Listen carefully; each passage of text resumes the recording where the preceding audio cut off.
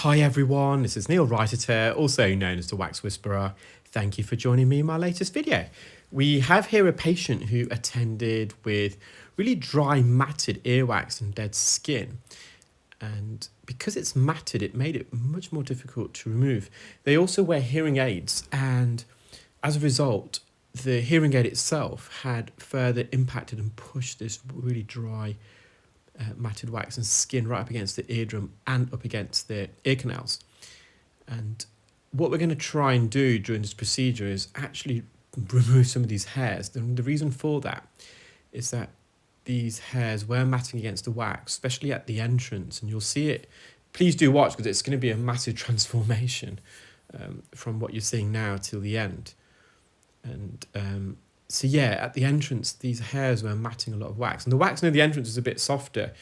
And what was happening, every time the patient was inserting the hearing aid into the ear, the soft wax that was matted against these hairs started to block the dome. So this patient had a type of hearing aid called a receiver and a canal, which basically translates into a hearing aid that fits behind the ear, the main amplifying and the microphone portion of the hearing aid, and attached to that is a thin tube which it houses an electrical cable that runs into the ear, and at the end of the electrical cable you have the speaker, also known as a receiver, so that's where the sound is pumped into your ear.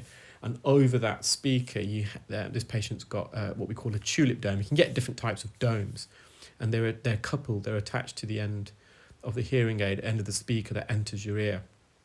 And at the center of these domes, you've got little holes, and that perforated holes, and that's where the sound is projected through from the speaker, so you can hear it. But these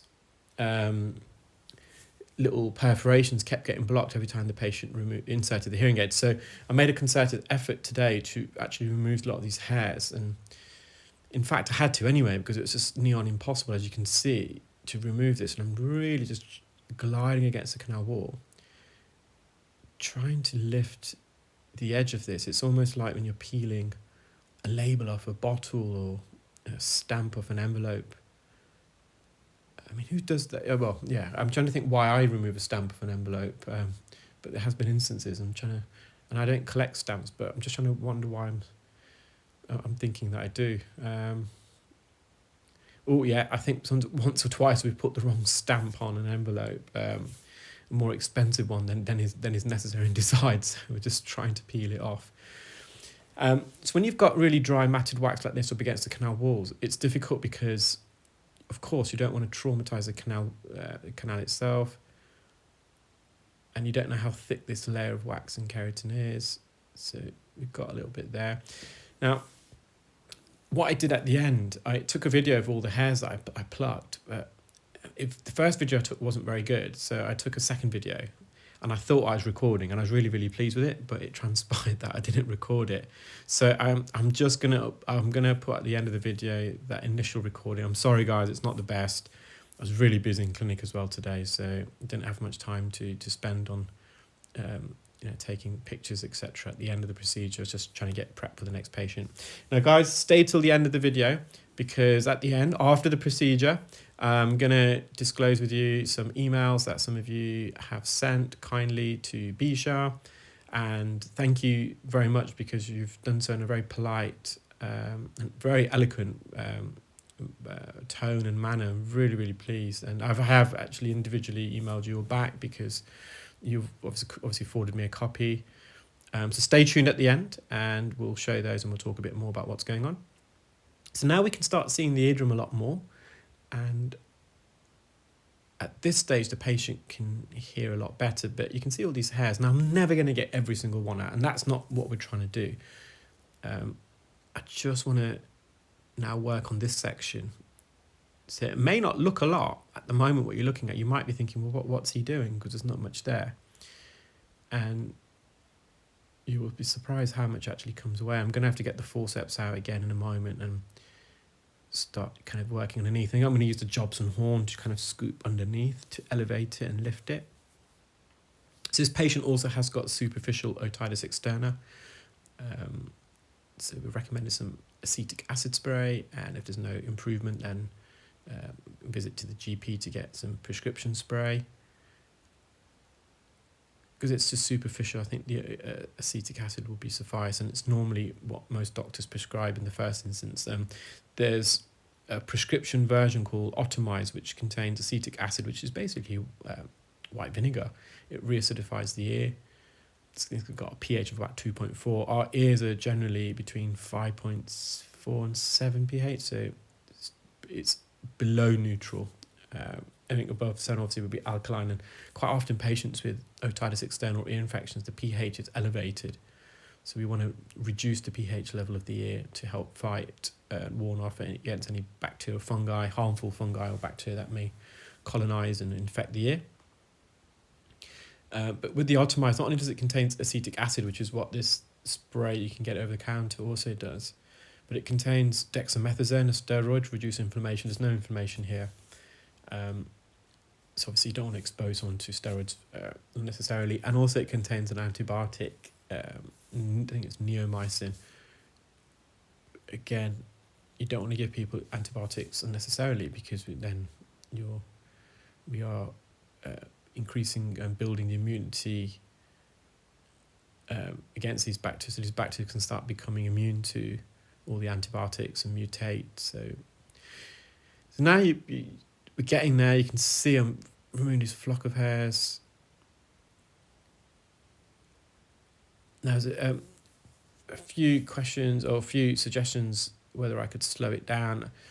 I thought you meant whilst doing the procedures. I know sometimes people do that, but I think a lot of you meant like slow it down in the editing. If I'm going to be honest, that I know some people do that, and hats off to them. It's just, for me, it's going to be too much work. Because you're going to have to get each clip and slow it down, and I'm struggling to get these videos out at the moment in any case. Well, not only just now, but for a while. For example, this particular video, it's 10:30 UK time. I just got home probably about half an hour ago. I was just really, really busy. So, time at the moment, it's not my friend, it's not my ally. I've got loads of things going on at the clinic, clear wax, all the development of the wax scope, got the app that I'm busy working on, all the instruments, all the regulatory work. So sorry guys, I wouldn't be able to do that. If I do get time, of course, I will try and definitely do that for you guys. So again, we're just continuing here. And again, you probably didn't expect there to be this much in the ear, but it's more and more revealing itself. And obviously, whenever we're working with the forceps, just be careful. We don't want to.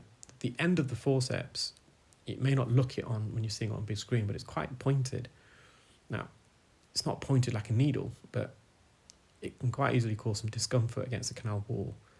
So we're just going to be careful. So I've just rotated the angle of the forceps so I can pluck those flock of hairs. So the patient is past retirement age, so generally as we get older, men, it's male as well, and apparently it's to do with a lot of built-up testosterone over the years. Someone said, one of the viewers who sent an email to Bisha actually sent me a link to the New York Times explaining why, as we get older, men, I think it was in particular, get these hairs in our ears and nose, but I couldn't, because I'm not a subscriber of the New York Times, I wasn't able to open it, so I have gone back to see if there's any other link available, because it'd be interesting to read, because I've had different accounts. Some accounts is that as we get older, our testosterone levels reduce, but then another source advised that we get these elderly men and are more likely to get these hairs because we've got increased levels of testosterone built up over the years. So maybe it refers to built up testosterone just in the nose and the ear. It's localized. I don't know. So I'd be interested to get some more clarification on that.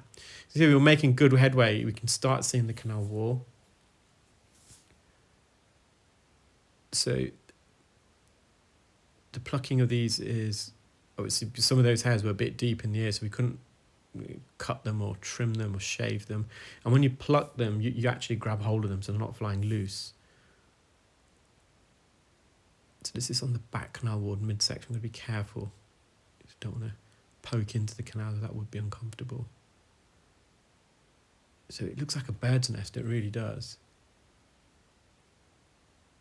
And this patient, every time they come in for their service, when they leave, they're hearing so well, and they're just amazed by how sharply and clearly they hear, but they don't really maintain their hearing aid, and it needs a lot of maintenance in this ear. As you can see, that they're going to get blocked quite often. And so the patient, every time they come, so we've got them in more regular. We normally do routinely 6 monthly appointments. But this patient, I just said, just come as regular as you need. There's no extra charge. Just get you in. I just want you to be hearing as well as possible, as much as possible of the time. So when they came in today, the dome was blocked. There's a little wax filter that sits at the tip of the speaker as well. That was blocked with wax. That just stops wax. If it gets through the dome, the first layer of defense, we don't want it to go into the speaker because it will cause damage to the hearing aid. So that filter is another added layer of protection. So just some loose hairs. Now, guys, there is going to be 1 or 2 left. We're not going to get over, last strand. One is really close to the eardrums we left at. But if you look at the before and after image, it's unrecognizable. And you can see the superficial otitis externa, the canal wall is it looks quite red, it's slightly irritated. You've got these really dry flakes of skin.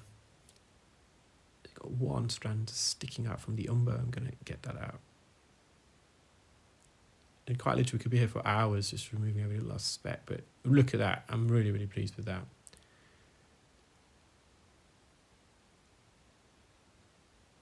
So there's a bit of dryness around the edge. The eardrum's nice. I'm just having a good nosy around. So yeah, I feel really embarrassed. Yeah, not the greatest video, guys. And I promise you I did a really, really good one after this, but I thought I was recording. I've done that a few times. I thought I was recording when I wasn't. But anyway, you'll get an idea of how much. This is all from one ear, and the majority of it is, you can see on the left, there's a few matted pieces of hairs, but a lot of that is just flocks of hair that I've removed.